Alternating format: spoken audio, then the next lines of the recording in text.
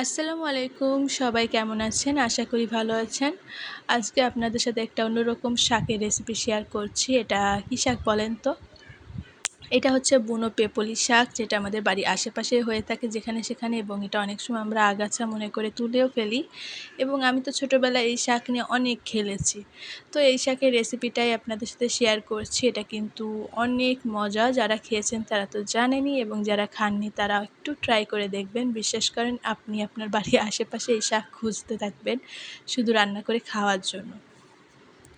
তো প্রথমেই আমি বেলে মাছ একটু নুন হলুদ দিয়ে শক্ত করার জন্য হালকা সেদ্ধ করে নিয়েছি। এরপর তো দেখতেই পাচ্ছেন, র্যান্ডম যে তরকারিতে ঝাল, পেঁয়াজ, রসুন, জিরা আমরা ব্যবহার করি, সেটা সরিষার তেল দিয়ে আমি কষিয়ে নিচ্ছি। এই তরকারিতে অবশ্যই সরিষার তেল ব্যবহার করবেন। বিশেষ করে শাকের ক্ষেত্রে সরিষার তেল ব্যবহার করলে শাকগুলো মজা হয় রান্না।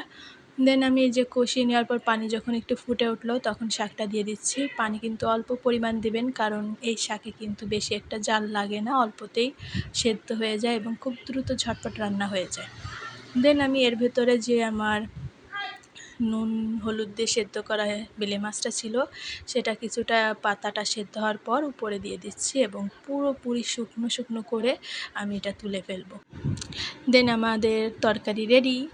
তো এটাই ছিল আজকের রেসিপি। যদি ভালো লাগে অবশ্যই লাইক, কমেন্ট এবং শেয়ার দিবেন, এবং অবশ্যই ট্রাই করবেন বাসায়। Thank you. আল্লাহ হাফেজ।